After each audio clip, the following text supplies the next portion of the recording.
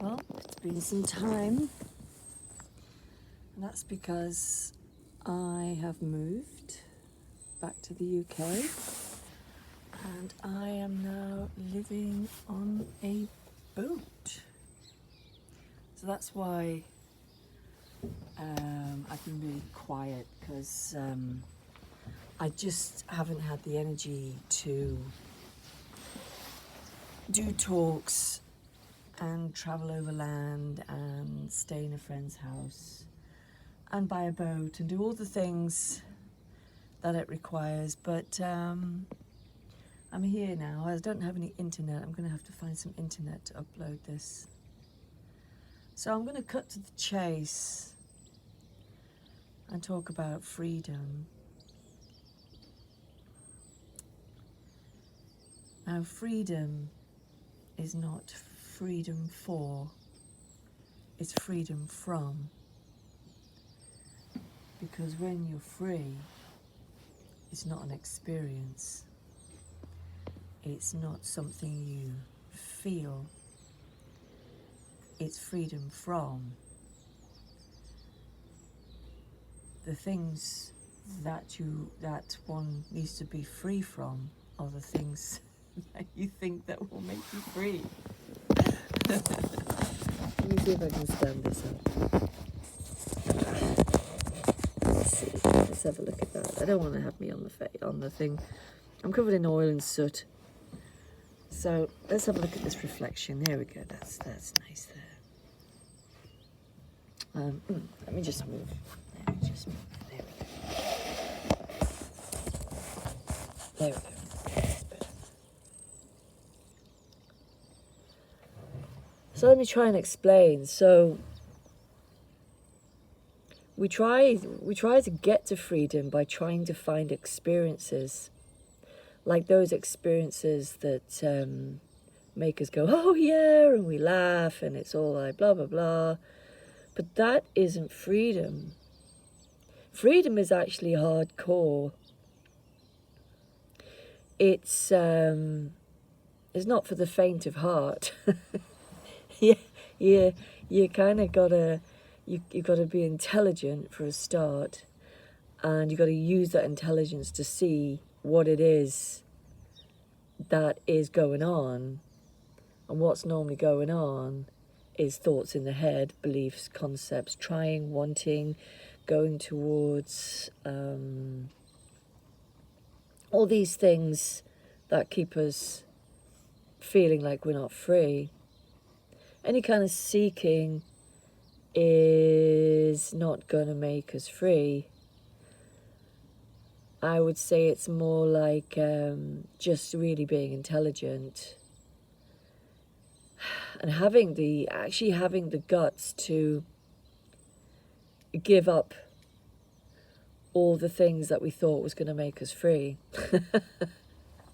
And I know the narrative, oh, but there's no one to give up. Okay, then let's all just roll over and die, shall we? This is just a nonsense. Doing things is not dependent on a person or a non-person. Actually, to give up personhood, and the person is a hood. It's a hood over the head. To give up personhood, the hood has to be taken off, but that takes some wherewithal, and it takes a lot of guts to do that. It means sacrificing pride, things that we thought were important about ourselves. It literally just giving up the self. And but if the self is operational in this, then that won't happen, because it's the self trying to give up the self. It's like an addiction that has to be given up. You can either go bit by bit, or you can go cold turkey. And I don't really know what makes that happen. I don't know what made that happen for me. I don't really know. I think it was just banging my head against the wall long enough that my head just cracked open. I don't know. There doesn't seem to be any teaching that can be taught on how to do that. I don't think teachings are helpful, because teachings always tend to go towards something as a result. Even non-duality, there is a result, like the no me collapsing, the me collapsing, and then all this stuff. But that kind of implies that something has to happen, some sort of miraculous, spontaneous happening that has no agency. To me, that's a bit of a gaslight. And also, it's a bit of a gaslight when you challenge that. And they say, well, only the me would challenge that. Well, there is no me to challenge it. It's the intelligence. The intelligence asks questions. I am a proponent of asking questions about every single part of this reality, of this realm, you could even say. I'm a big proponent of that, because it seeks to pull the wool over our eyes, or pull the personhood even tighter, until in fact it might even strangle someone into complete unconsciousness. I mean, look at the world as it is. It's full of lies.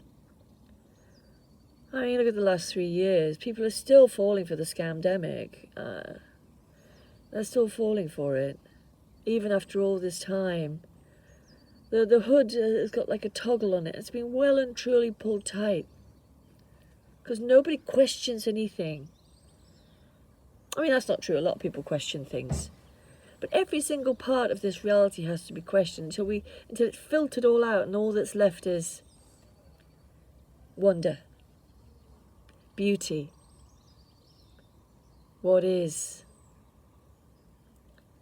the mystery of it, and the sense that it's not real. It's not real. It's a temporary realm that we find ourselves in, because what is eternal. It doesn't die when the body dies. Here's the marina owner. It's a very nice place where I am. I'm staying here for a couple of weeks, till I get all the electrics sorted out and get everything done. There's quite a lot of work to do. And I've been so busy, my body completely aches.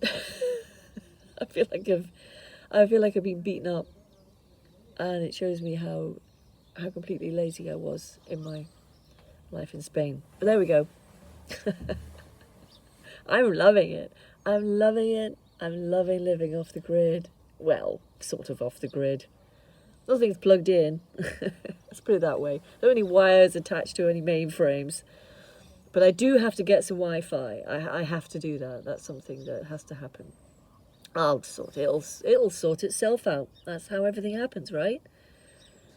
It sorts itself out. And if there is a desire there for all the bullshit, all the nonsense, all the beliefs, all the self-criticism and self-doubt, and all the stuff that appears to have some kind of reality, which it doesn't. It's all in the head. All of it. It's in the head. It's been fed into the head since we can remember, until in the end. And I love this analogy, and it's an analogy by a guy's book I'm reading. But I mean, I was very reluctant to actually read this guy's book, because he looks like a guru, and I'm very phobic of gurus. But to give him his due, the book is brilliant. It's called Gems of Wisdom Part 1 by a guy called Shunyamurti. And it's a phenomenal book. And he says in his own words that we've come to a point where a lot of people are walking around like an algorithm. And I would say that yes, because the thoughts that go on in the head are algorithms. They've been taught. They've been learned. All the things we say about ourselves are all learned, and they are on rinse and repeat, and they go round and round and round like an algorithm. And then we hear things on the TV and the radio and what the teachers say and this person says and that. And we literally just regurgitate. We regurgitate what has been put in the head. Now, when we get rid of all these things, when we finally ditch them, we can start to have original thought, if we even have thought at all. Thought's not important. It's useful. You don't need thoughts to examine with the intelligence if something is an algorithm or not, if something is learned behavior or not. Is that true, or have I learnt it off somebody else, or have I learnt it off the television? I mean, the bloody television is like a scourge of the earth.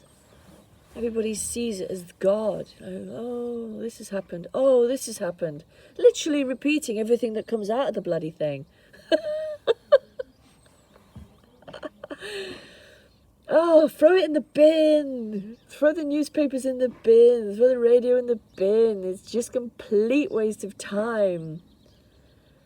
These things go and make us do stuff like take experimental medication and all this sort of stuff. You know, we listen to it and we follow along like some kind of robot, zombified by stuff that comes out of a machine or stuff that comes out of a YouTube channel. Like now, I don't take anything I say as truth.